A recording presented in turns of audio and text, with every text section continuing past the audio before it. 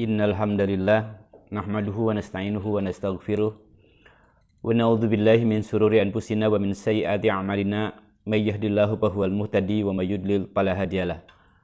Asyhadu an la ilaha illallah wahdahu la syarikalah wa asyhadu anna Muhammadan abduhu wa rasuluhu alladzi la nabiyya ba'dah. Wa qad qala Allah ta'ala fil Qur'anil Karim, a'udzu billahi minasyaitonir rajim. Ya ayyuhalladzina amanu taqullaha haqqa tuqatih wa la tamutunna illa wa antum muslimun. Amma ba'du. Ikhwati iman rahimakumullah. Alhamdulillah segala puji milik Allah.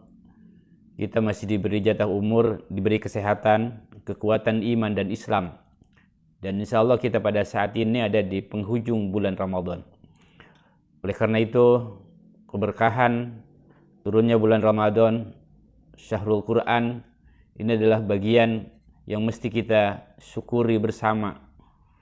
Terlebih pada kesempatan ini kita berada di 10 hari yang terakhir. Dan mudah-mudahan kita juga termasuk orang yang ditakdirkan oleh Allah Subhanahu wa Ta'ala bertemu dengan malam Lailatul Qadar. Ikhwati iman rahimakumullah. Kalau saya mencuplik pernyataan Ustadz Ikin Sodikin almarhum, beliau selalu mengatakan bahwa manusia itu hidup dibatasi oleh ruang dan waktu. Dengan kata lain, setiap manusia itu berlaku sunatullah. Saya yang saat ini tengah mengisi acara di ruang ini, pada waktu yang bersamaan tidak mungkin ada di Pasir Ipis di Citerep, dan juga tidak ada di ruang lain. Itu menunjukkan bahwa manusia itu dibatasi oleh ruang dan waktu. Kemudian pembatasan-pembatasan Allah Subhanahu wa Ta'ala bagi makhluknya itu berlaku dalam segala hal, terutama bagi kita manusia. Termasuk ketauhidan. Bukankah Allah sudah menegaskan, a'udzubillahi minasyaitonirrajim, wa qada rabbuka alla ta'budu illa iyyahu. Dan Allah sudah menetapkan, Tuhanmu sudah menetapkan, hendaklah kamu jangan beribadah kecuali kepadanya. Jadi tauhid kita, ibadah kita hanya kepada Allah. Karena itu merupakan kodok ketetapan Allah Subhanahu wa Ta'ala. Ini merupakan bagian pembatasan, kita tidak boleh keluar dari keyakinan kita kepada Allah. Bahwa Rabb kita itu adalah Allah yang patut kita ibadahi. Dan demikian halnya, pembatasan-pembatasan lain dalam urusan ibadah, kita sudah sama-sama mafhum. Ketika seseorang datang kepada Nabi, berkenaan dengan kewajiban yang mesti dia tunaikan, lantas dia meminta, ya Rasulullah, ma faradallahu alayya minas sholati. Kemudian Nabi memberikan pembatasan, as-sholawatul khamsu illa an tatawwa'a syai'a. Solat yang 5 waktu, kecuali engkau mau sholat sunat. Artinya, lebih daripada yang 5 waktu itu hukumnya sunat. Dan pembatasan ibadah yang wajib bagi kaum muslimin adalah sholat sehari semalam 5 waktu. Demikian juga Rasulullah mengungkapkan berkenaan saum Ramadan 1 tahun sekali. Demikian juga haji 1 kali seumur hidup. Ini adalah bagian dari pembatasan-pembatasan yang Allah Subhanahu wa Ta'ala berikan kepada kita sekalian tatkala kita menunaikan ibadah kepadanya. Bahkan lebih dari itu, saum yang kita sama-sama tengah kerjakan pada kesempatan hari ini, Allah Subhanahu wa Ta'ala menegaskan dalam Al-Quran surat Al-Baqarah bahwa dulu saumnya orang-orang sebelum dahulu tidak mengenal sahur, tapi untuk umat Muhammad diberikan waktu sahur. Maka Allah tegaskan, fal ana bashiruhunna wabtagu ma kataballahu lakum wa kulu washrabu hatta yatabayyana lakumul khaytul abyadu minal khaytil aswadi minal fajr summa atimmu siyama ila lail. Maka sekarang makanlah, minumlah, harapkanlah keturunan, maka kataballahu lakum, apa yang Allah tetapkan bagi kamu, apa Allah catatkan bagi kamu. Makan dan minumlah sampai benang hitam, benang putih itu jelas. Kemudian kata Allah, summa atimmu siyama ilal lail, dan sempurnakanlah saum kalian itu sampai malam. Kemudian ulama sepakat yang namanya malam itu adalah ketika ghurubis syamsi, ketika matahari tenggelam. Artinya waktu maghrib. Saum yang kita kerjakan bersama pada kesempatan ini adalah saum yang dimulai min tulu'il fajri, dari mulai terbit fajar ila ghurubis syamsi. Pembatasannya sampai terbenam matahari. Yang kata Al-Quran, summa atimmu siyama ilal lail. Kemudian sempurnakanlah saum kamu sampai malam. Lantas kita membaca fenomena di internet itu Allahu alam tahu bercanda atau sungguhan. Cuman saya tidak sepakat saja. Kalau ada orang yang mengatakan bahwa termasuk yang membatalkan saum adalah azan maghrib. Saya tidak sepakat untuk itu. Sebab yang membatalkan saum itu adalah definisi saum yang mengatakan bahwa saum itu al-imsaku anil akli wa syurbi wa ghusyanin nisa'i min tulu'il fajri ila ghurubi syamsi. Bahwa yang dinamakan saum itu menahan makan dan minum hubungan suami istri dari mulai terbit fajar sampai terbenam matahari, sampai tenggelam matahari. Dengan kata lain, seorang muadzin yang waktu maghrib tiba, dia belum meminum seteguk air atau memakan sebutir kurma, lantas dia azan maghrib. Tetap saja dia dalam kondisi saum, kecuali sebelum azan maghrib itu dia makan atau minum untuk membatalkan saumnya. Jadi azan maghrib bukan satu hal yang membatalkan saum, tapi azan maghrib adalah batas seseorang berbuka untuk saum. Itu bagian dari pembatasan-pembatasan dalam urusan ibadah. Dari mulai kita bertauhid kepada Allah, kemudian ibadah, salat, saum, haji, termasuk juga zakat yang insya Allah kita akan sama-sama tunaikan sebagai zakatul fitri, zakat penyuci jiwa. Di antara zakat fitrah yang Allah Subhanahu wa taala wajibkan kepada kita selaku kaum muslimin sebagai tu'matan lil masakin, memberikan makanan kepada fakir miskin, wa tuhratan lis-shaimin, dan sebagai pembersih penyuci bagi orang yang saum dari kekurangan saum kita. Apakah masih ada omongan yang merupakan qaula zur wa rofas, maka zakat fitrah adalah zakat penyuci jiwa sebagai pembersih kita. Lagi-lagi pembatasan ini Allah Subhanahu wa taala berikan batasan. Yang Rasulullah menunaikannya so'an min tamrin, so'an min syairin. Lantas dikonversi untuk di daerah kita. Sekadar seukuran dengan 3,5 liter beras.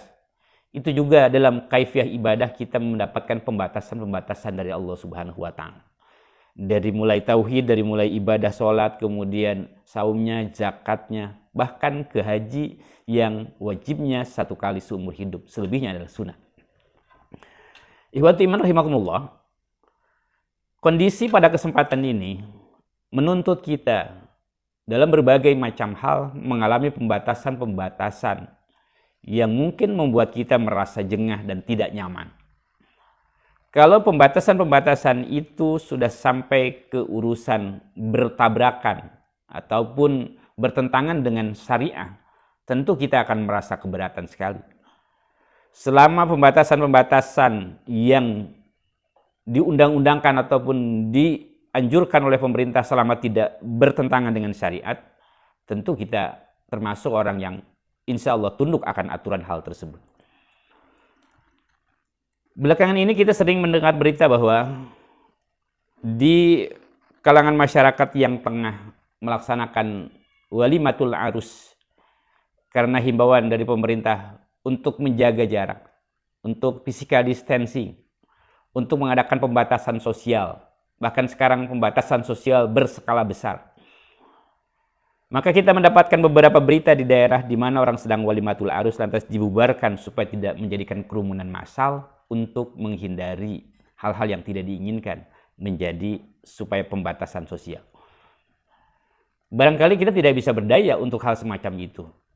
Cuma ada kekhawatiran kalau satu saat bahwa manusia dalam hal yang sangat pribadi dibatasi. Kita juga mendengar berita ada seorang yang mengendari mobil kemudian istri di sampingnya disuruh ke belakang dengan alasan pembatasan sosial juga. Saya khawatir jangan-jangan nanti generasi muda yang akan datang, mereka kalau hendak menikah ngabesan minimal harus bawa 3 kasur. Nanti malam pengantinnya berarti dibatasi. Kasur pertama buat suami, di tengahnya kosong, dan yang ketiganya buat istri. Ini kekhawatiran ini bisa saja terjadi kalau sudah merambah ke urusan-urusan yang sifatnya pribadi. Sebab di jalan pun nanti dipermasalahkan ketika orang berboncengan. Bisa saja yang berboncengan itu suami istri, adik kakak, paman ponakan, dan seterusnya dan seterusnya. Tapi pembatasan-pembatasan ini sekarang mulai berlaku. Oleh karena itu, saya sering beramanat berwasiat di dalam kultum-kultum berkenaan dengan masalah bulan Ramadan ini kepada anak-anak yang masih ceria. Manakala mereka ke masjid pun melalui pembatasan sehingga tidak seperti leluasa di bulan-bulan di tahun-tahun yang lalu. Demikian juga kepada ibu-ibu yang sekarang mereka belum terkena undang-undang perbatasan mungkin untuk menyusui anaknya. Wallahu alam ke depan. Dan apa yang akan terjadi. Juga mereka masih berkenan mungkin insya Allah masih bisa mendekap anak-anaknya. Kita khawatir kalau undang-undang pembatasan ini berlaku untuk selamanya. Berarti kita akan menyaksikan anak-anak yang tidak mempunyai keceriaan bisa bermain sebagaimana lazimnya anak-anak zaman kita dulu. Demikian juga anak-anak yang di bawah asuhan dekapan penyusuan ibunya secara penuh kasih sayang. Ini akan berimbas ke dalam tatanan sosial yang sangat luar biasa. Kalau pembatasan-pembatasan ini nyerempet sampai urusan-urusan masalah pribadi. Saya pikir tidak terlalu berlebihan kalau kekhawatiran saya sampai ke arah sana. Kita sekarang sudah menyaksikan orang salat di masjid dengan jaga jarak.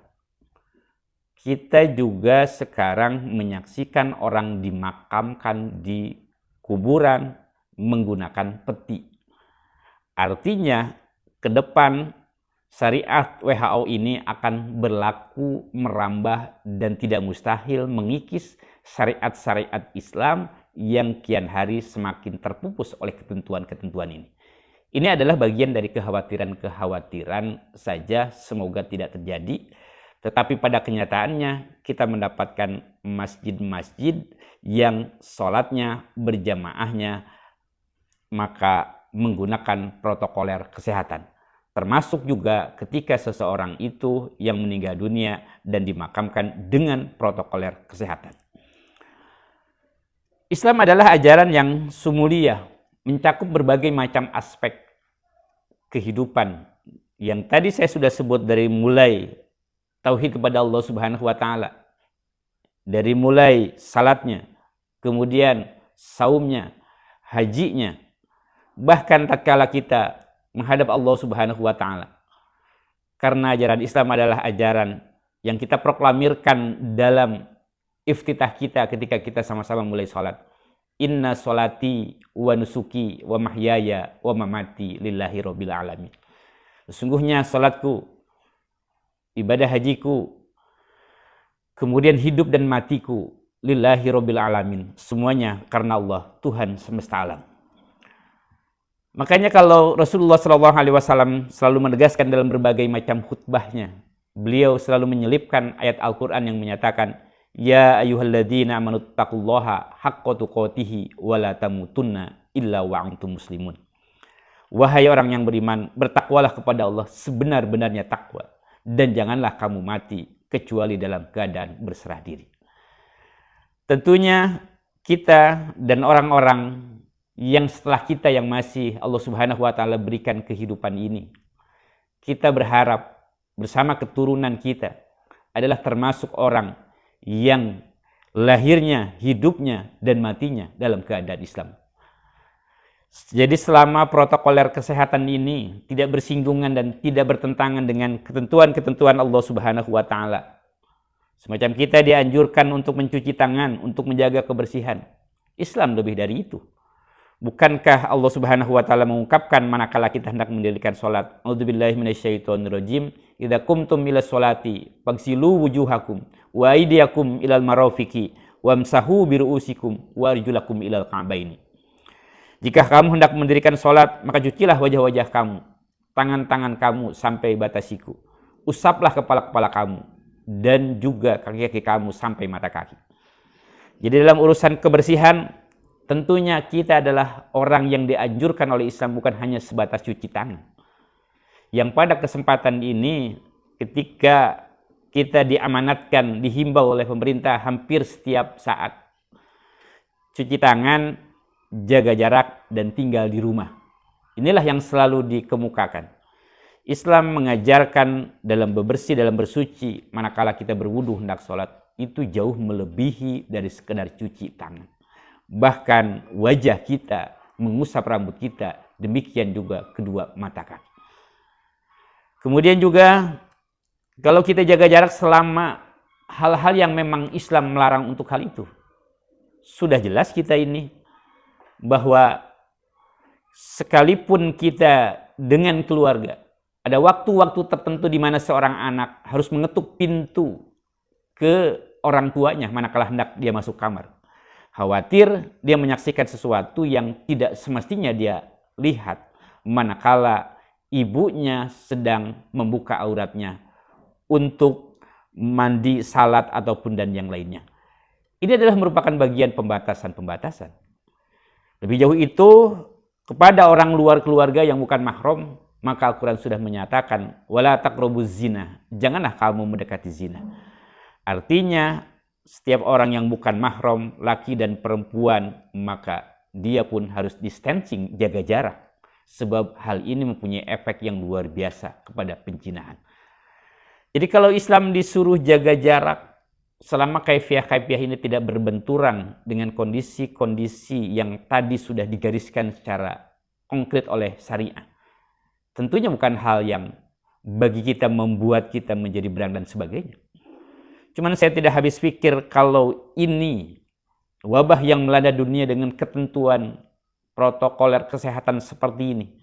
Bahkan sekarang di Masjidil Haram pun kita melihat orang salat dengan jaga jarak semacam itu. Dan kabarnya ketika Rossi menginterview ketua gugus COVID, dia menyatakan walaupun bulan Juli kita bisa keluar dari pandemi ini, tapi dalam keadaan new normal. Artinya normal, tapi tetap kita cuci tangan, jaga jarak, mengucapkan salam, tidak bersalaman. Kalau ketentuan ini kemudian berlaku sampai berlanjut, nauzubillah min dzalik, kita tidak bisa bayangkan bagaimana kemudian itu kerajaan Saudi harus melebarkan Masjidil Haram berapa lebarnya. Bagaimana orang-orang yang melaksanakan wukuf di Arafah berarti harus menambah jumlah kali lipat padang Arafah. Ketentuan-ketentuan lainnya ini akan menyita dan memakan tempat yang cukup besar sekali. Prinsip-prinsip pembatasan-pembatasan dari Allah Subhanahu wa taala yang kita soroti pada kesempatan ini berkenaan dengan kaifiah-kaifiah ibadah yang kaum muslimin insya Allah tidak akan merasa kaget dengan ketentuan itu karena kita mengalami pembatasan-pembatasan. Lagi-lagi menjelang 10 hari terakhir di bulan Ramadan, maka apa yang menjadikan sunnah Rasulullah SAW melaksanakan i'tikaf. Dan i'tikaf pun lagi-lagi Allah Subhanahu wa taala berikan batasan bagi orang yang melakukan i'tikaf. Wala tubashiruhunna wa antum akifuna fil masajid. Dan kamu jangan bermubasyarah dengan mereka sedangkan kamu mengadakan i'tikaf di masjid. Ini adalah merupakan bagian pembatasan-pembatasan manakala orang yang sedang melaksanakan i'tikaf dia pun tidak boleh mubasyarah dengan istrinya. Dengan kata lain, mubasyarah bisa membatalkan orang yang i'tikaf di masjid. Toh dalam muasyarah sehari-hari pun tetap umat Islam mendapatkan pembatasan. Bahwa ketika orang-orang bertanya kepada Nabi berkenaan dengan masalah wanita yang haid, yas'alunaka 'anil mahid, qul huwa adza fa'tadzirun nisa bil mahid. Bahwa seseorang yang sudah pengantin baru sekalipun mereka tidak boleh bermubasyarah dengan istrinya manakala istrinya sedang dalam keadaan haid. Kata Al-Qur'an, fa'tadzirun nisa. Jauhilah istrimu itu dalam kondisi semacam itu. Jadi pada prinsipnya tataran dalam Islam, dalam berakidah, beribadah, termasuk dalam muamalah, seluruhnya itu sudah sangat sempurna. Cuman ada yang Allah Subhanahu wa taala gariskan secara letterlek, terutama menyangkut masalah kaifiah ibadah. Yang ini bukan wewenang WHO, tapi wewenang syariat Islam.